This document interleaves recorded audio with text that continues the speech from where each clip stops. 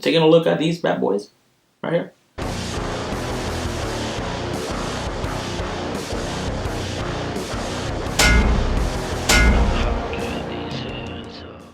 What's up, bass family? Welcome to Hero Bass, a place where we talk about bass gear, and music related topics. My name is Sorb, and I hope you guys are doing awesomely well. I'm gonna talk about one of the things that as bass players we use a lot these days. Behind this camera there's an amp, and I hardly use it these days. Typically what we end up doing is going direct with a pedal or the reg box or whatnot straight to the front of house, and that's pretty much how I guess my bass tones these days. That's one of the cool things, that there's so much gear out there, so much variety of things out there, that sometimes it's extremely difficult to find the right thing for you. Today we're gonna be checking not one, not two, but three DI pedals in 3 different price ranges, 3 different tons of options and all that kind of stuff. And once we check those out, we're gonna go head to head, checking their EQ sections, checking if there's like an overdrive circuit in them and whatnot, their options when it comes to tones and how to get tones out of them and whatnot. So let's dive in right into the Behringer. One of the things I'm gonna be using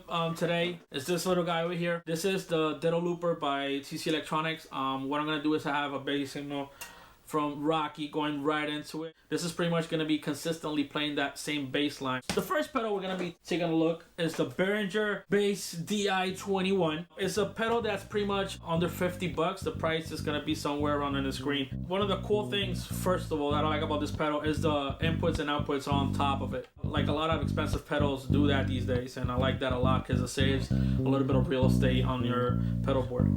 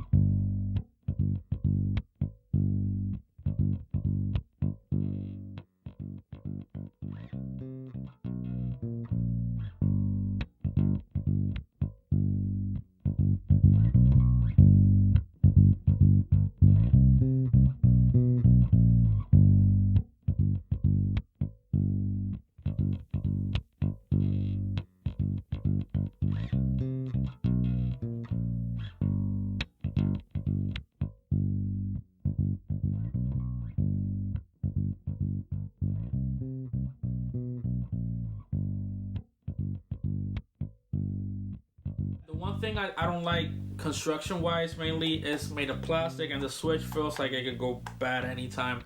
It also has a 9-volt battery compartment in the back. It's not that bad, but I mean, for the price we can't go wrong with something like that. The next pedal is the MXR Bass DI Plus. You guys seen me review this pedal. It's still probably one of my favorite ones. Super durable pedal, super awesome pedal. I love it. I used it on active basses, I used it on passive basses.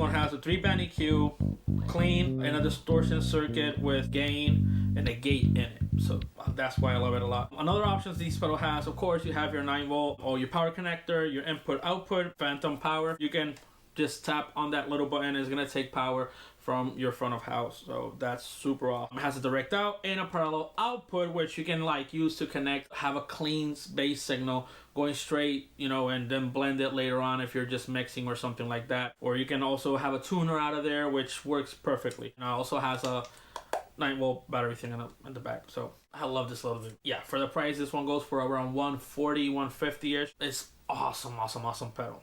A lot of pedal for the money. And my last pedal, but not least, is probably one of my favorite, if not my favorite bass pedal out there right now. It's the Microtubes B7K by Darkglass Electronics. And this is the overdrive circuit I use for everything and anything. This one has a 4-band EQ with your low mids, high mids, treble and lows. It has a blend, just like the other two DIs.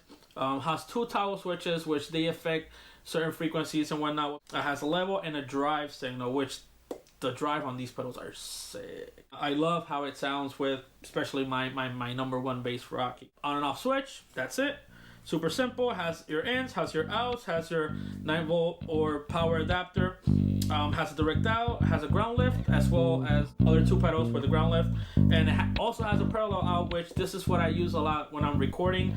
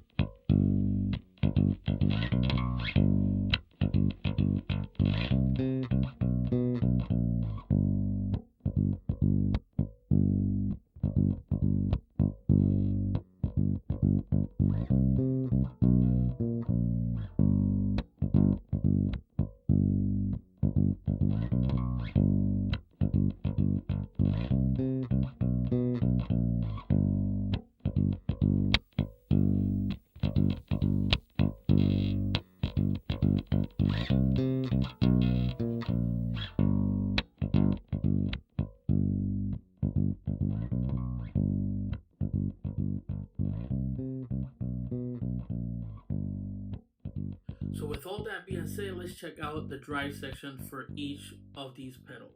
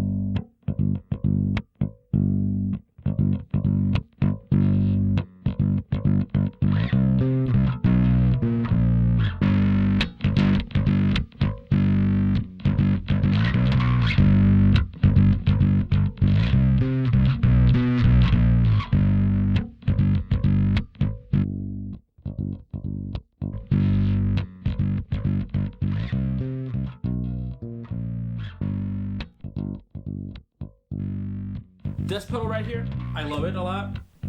Of course, it's a big bang for your buck. If you don't have nothing, you're just starting out, you have no idea which bass DI you go, yeah, and you don't have enough money, this is the bass DI to go with. The Behringer one. It does its job decently. It does really well, not only for the price, but for the options that it has, it does well too.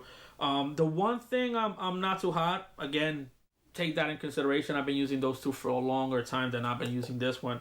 But that parallel out, for me, it's a big thing. With this pedal, you're always gonna get an affected signal coming from the direct out or the output. So, yeah, that's just a pedal. The other thing I don't like about this pedal too much is the construction. It's plastic, so it's not built like a tank like the other two.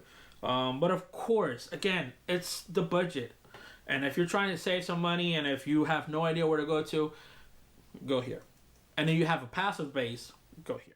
When it comes to this bad boy, the MXR Bass DI Plus, one of the things that captivated me about this pedal is the two switches. Pedals in this price range, you don't see them with both switches. This one activates your distortion circuit. This one activates your EQ, pretty much. If you have two basses, right, you just activate the EQ when you switch to basses just to you compensate the EQs and all that stuff for the volumes or whatnot. Switch the bass again, EQ off, and you're off to go with the other bass. So that's comes in pretty handy with this pedal. The distortion circuit, then again, man, it sounds pretty neat. I pretty much love this pedal a ton. Again, it's just, I like to use it as a light overdrive, and that's the reason why it's still around with me after over 10 years it's been with me. So I love this little dude right here. Now with the B7K, I'm not sure, but I believe these are, whenever you have all these knobs at 12 o'clock, they're bypassing that frequency. Okay, so if we keep them at 12 o'clock, it's just a pure bass signal. If you bring them down, you're cutting. If you bring them up, you're adding. And I could be wrong. Again, I'm gonna double check my information. If that's right, then this has to be the most versatile pedal out of the three. The one thing I don't like, again, is the one switch, but they do have a version, the B7K Ultra, has two switches. Anyway, that's what this bad boy does. And that one has some other options and stuff like that. This pedal does amazing. This is my favorite distortion circuit, and it works extremely well with passive and active basses. And I feel like this is what it's made for. I use this on anything, metal, pop. Sometimes I like to get a little bit funky with it. My worship settings, anytime I'm playing CCM or whatever it is, this is the drive I'm using. Okay, guys, so that's been it for today's episode. In my honest opinion, you guys heard it, B7K is my go-to option. The MXR Bass DI Plus would be my option if I'm running a passive bass. And if I was tight on a budget, the Behringer would be my option, guys. All three pedals are awesome. They do their work pretty incredibly well. Bass family, I want to thank you guys all for the support. Thank you for checking us out. You can go to herobass.com. You can check out, there's some downloadable content there for you guys to download some tracks and some stuff. I'm going to be adding some more in the near future. Also, you can check us out on Instagram at HeroBassNorb. And that would be it, guys. Thank you for staying tuned. And we will see you guys, in the next one?